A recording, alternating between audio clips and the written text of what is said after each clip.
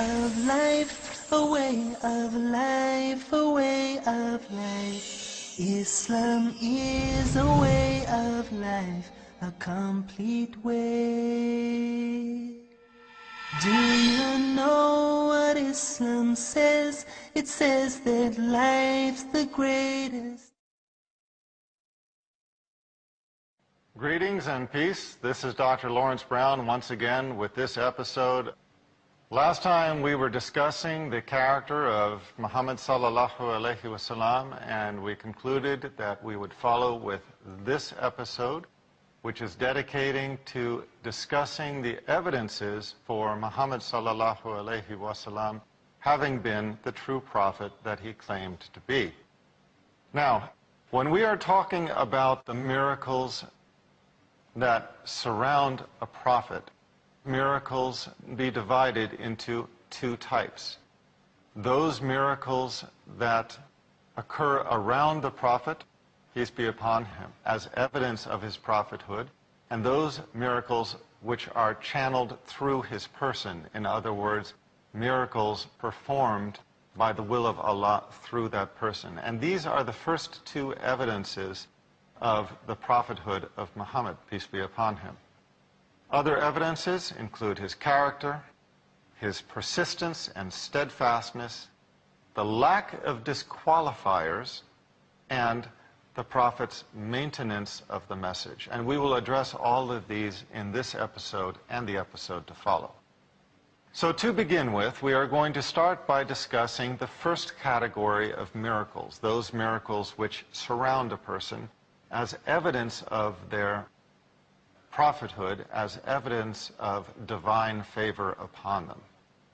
What are some examples of such kind of miracles? Well, Allah saving Daniel from the lions, saving Jonah from the whale, Abraham from the fire, Moses from Pharaoh.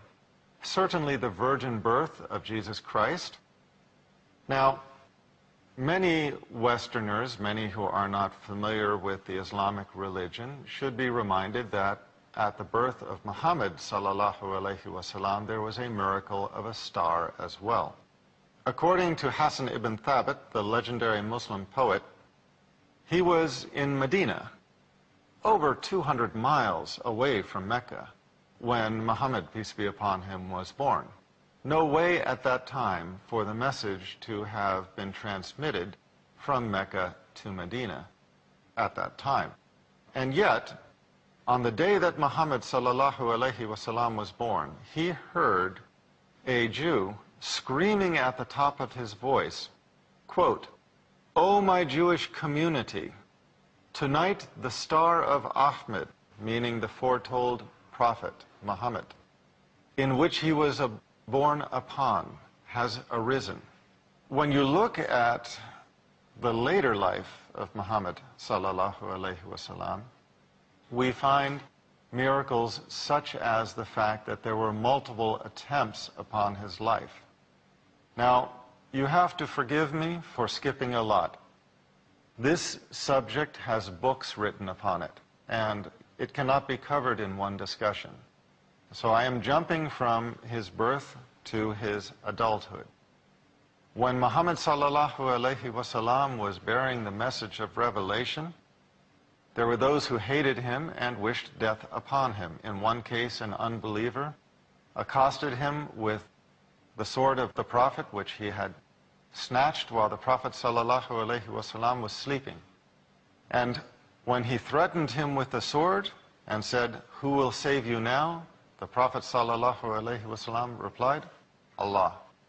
At that moment, the disbeliever's hand became paralyzed, and he could not hold the sword, and he dropped it. In another relation, Abu Jahl declared his intention to crush Muhammad's head while he was praying in prostration. He picked up a boulder and advanced towards him while he was praying, intending to crush his head. He was repelled by the vision of a vicious camel, which nobody else could see, and retreated, declaring the vision of this vicious camel that to everybody else's eyes was not there. Similarly, Abu Lahab's wife once went with a handful of stones to stone the prophet. And she found his companion, Abu Bakr, sitting, and she asked him about the whereabouts of Muhammad sallallahu alaihi wasallam, intending to go and stone him. Well, in fact, Muhammad sallallahu alaihi wasallam was sitting immediately beside Abu Bakr. They were sitting next to one another. But whereas she could see Abu Bakr, Allah blinded her eyes to Muhammad sallallahu alaihi wasallam. Intending to go and stone him, she could not see him, she could not find him. In other traditions, Muhammad sallallahu alaihi wasallam was informed either by miracle or by the angel of revelation, Gabriel, of plots to kill him by poison, by pushing him off a mountainside, and by crushing him with a boulder dropped from a height. In all cases, the plots were true. Muhammad sallallahu alaihi wasallam was able to avoid them and, by so doing, remain alive. What is interesting about these stories is two things. One is there was never a false alarm. In a time when Muhammad sallallahu alaihi wasallam had every reason to believe that everybody was out to kill him, for in fact many were, he did not declare any false plots upon his life. The only times that he identified a plot against his life was when there actually was one. The other thing that is interesting about this scenario is that despite all of these attempts upon his life, when a true prophet or anybody in public position whose life is threatened has every reason to begin to get a little bit paranoid, Muhammad sallallahu alaihi wasallam, he released his bodyguards. Now, why would anybody do something like this? Something we would conceive to be almost crazy. People are trying to kill you. They've made multiple attempts, and you release your bodyguards? Who in their right mind would do this, if not a prophet? For he received revelation stating, quote, Allah will defend you from men who mean mischief. So he understood this as a promise from Allah to protect him and released his bodyguards upon the strength of this promise. When Muhammad sallallahu alaihi wasallam planned the emigration from Mecca to Medina, a crowd, a mob of assassins surrounded his home. The intention was that they would kill him together, en masse, so that no one person would be blamed with the murder, but the blame would be distributed among all of the tribes. What did he do? He supplicated to Allah, he recited Quran, he walked out of his house, and he walked through their midst, and not a single person saw him. In this way, because Allah had confused the assassins and blinded their eyes to his presence, he was able to walk out of his house and out of Mecca and begin the emigration to Medina. And en route to Medina, they were chased by all of Quraysh, who had been offered a reward for their return. Suraqah ibn Malik, one of the famed warriors, hungry for this reward, came upon them with his horse and charged at them. But as he approached, the horse stumbled and fell and threw him. He cast lots or cast arrows, as was the habit of the pagan Arabs of that time, and he found the signs were not positive. But he was still so hungry for the reward, he got back on his horse, tried to charge again, the horse tripped again and threw him. He was a renowned horseman. For him to have been thrown by the horse was something very, very unusual, but it happened not only twice, he did it again, and he was thrown a third time. And it was so impressive upon him that he stopped within shouting distance of Muhammad sallallahu alaihi wasallam. And Muhammad sallallahu alaihi wasallam promised Suraqah ibn Malik that if he would turn back from his pursuit, one day he would wear the crown and the bracelets of the emperor of Persia. And on that note, we will take a quick break. Stay with us. Complete. Welcome back. This is Dr. Lawrence Brown continuing this episode where we are discussing the signs suggestive of the prophethood of Muhammad sallallahu alaihi wasallam. I left off discussing how Muhammad sallallahu alaihi wasallam was accosted by Suraqah ibn Malik on his emigration from Mecca to Medina. They were chased by all of Quraysh, who had been offered a reward for their return. Suraqah ibn Malik, one of the famed warriors, hungry for this reward, came upon them with his horse and charged at them. But as he approached, the horse stumbled and fell and threw him. He cast lots or cast arrows, as was the habit of the pagan Arabs of that time, and he found the signs were not positive. But he was still so hungry for the reward, he got back on his horse, tried to charge again. The horse tripped again and threw him. He was a renowned horseman. For him to have been thrown by the horse was something very, very unusual, but it happened not only twice, he did it again, and he was thrown a third time. And it was so impressive upon him that he stopped within shouting distance of Muhammad sallallahu alaihi wasallam. And Muhammad sallallahu alaihi wasallam promised Suraqah ibn Malik that if he would turn back from his pursuit, one day he would wear the crown and the bracelets of the Emperor of Persia. Now, we have to remember, for anybody but a prophet, this would have been a wild prophecy, a wild foretelling. Persia was one of the great world powers of the time. Persia was on the brink of being the major power of the time throughout the world. And Muhammad sallallahu alaihi wasallam and his small band of followers are emigrating, escaping persecution from the Quraysh, running to Medina for a place where they could live as a small band, to promise that somehow in the future Suraqah ibn Malik would be able to wear the crown and the bracelets of the Emperor of Persia was not just a bold promise. For anybody but a prophet, it would have been considered insane. And yet this is exactly how it happened. Suraqah ibn Malik, although a disbeliever, like the other enemies of Muhammad sallallahu alaihi wasallam, knew him for his exemplary character. They could not deny his character, although they did deny the revelation. And even the enemies of Muhammad sallallahu alaihi wasallam knew him as a Sadiq al-Amin, the truthful, the trustworthy.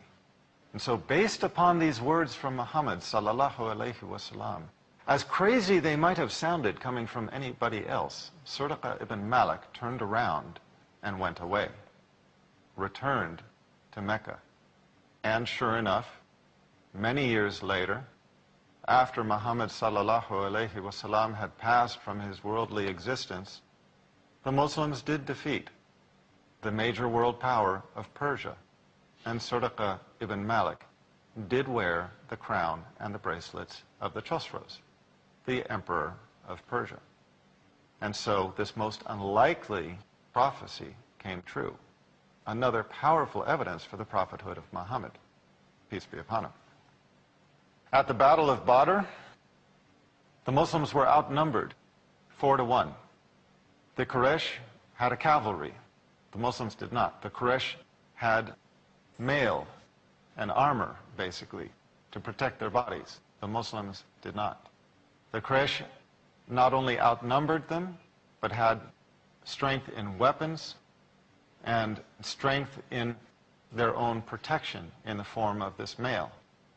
All the same, Muhammad sallallahu alaihi wasallam, when he saw their army at a distance, he took a handful of earth and threw it at them, saying, "Confusion seized their faces."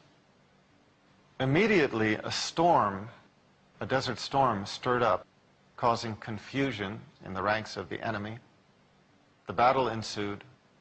The Muslims were victorious.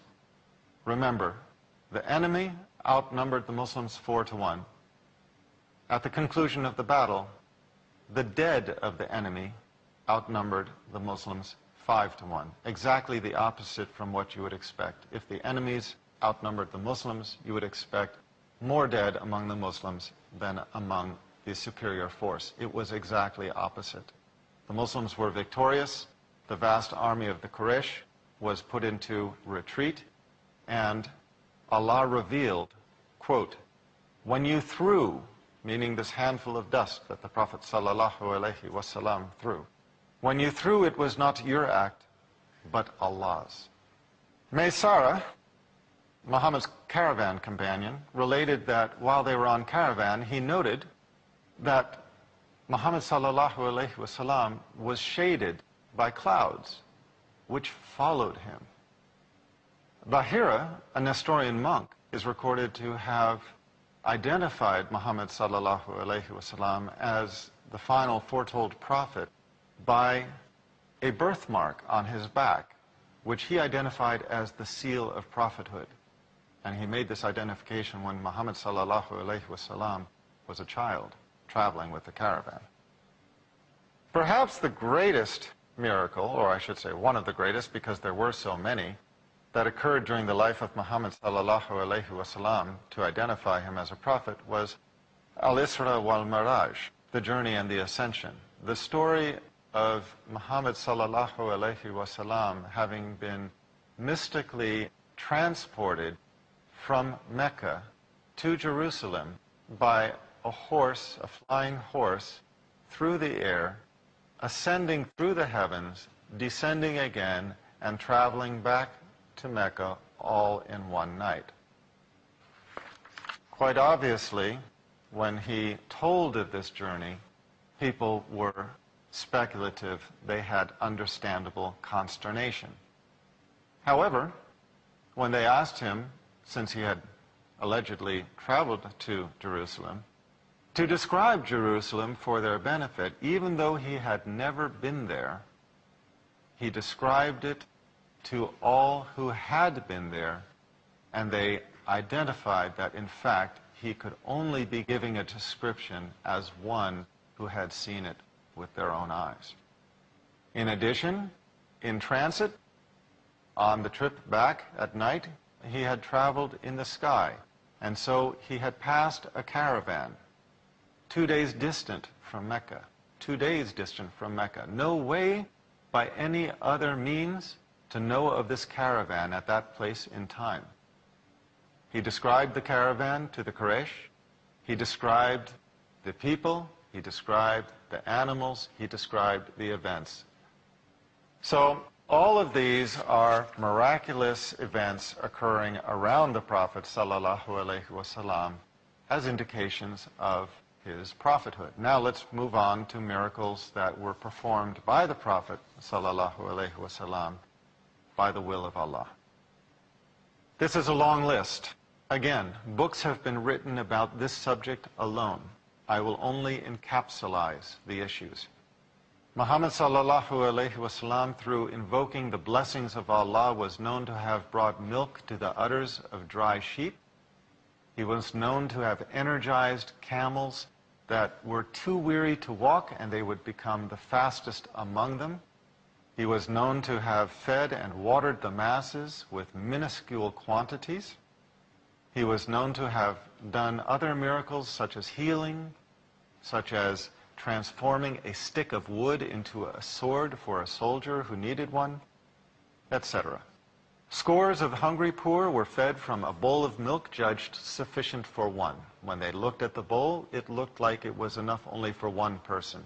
And yet, when he invoked blessings over it, everybody drank from it, scores of people drank from it, and it was not depleted. An army numbering over 1,000 was fed from a measure of flour and a little pot of meat so small that it was thought sufficient for only 10 people. This was at the Battle of the Trench. In another case, Muhammad ﷺ gathered the mixed foodstuffs of an army of 1,400. It came to a few handfuls of mixed foodstuffs. He invoked Allah's blessings over it. 1,400 people ate from it, filled their stomachs, and there was so much left over that they filled their saddlebags as well. From a few handfuls of foodstuff, 1,400 were fed and filled their saddlebags. On another occasion, an army of 1,400 men ran out of water. They only had a very small quantity of water, a few handfuls. Again, he invoked blessings over it, and it became enough water to water them. It became enough water for everyone to perform ablution. In the same way, Muhammad sallallahu alaihi wasallam exorcised spirits, healed the broken leg of Abdullah ibn Atiq. He healed the war-wounded leg of Salama. He healed the inflamed eye of Ali, the bleeding wound of another man, the poisonous sting to Abu Bakr's foot, and restored the vision to a blind man. When the people were suffering from drought, he prayed for rain, and it rained. When the rain continued too long, they asked him. He prayed for the rain to be around us, but not upon us, whereupon the rain divided, and instead of being upon them, surrounded them, for their comfort and to prevent the damage from the downpour. Many times he received revelation that proved prophetic, and we will continue this discussion when we return next time. This is Dr. Lawrence Brown bidding you peace.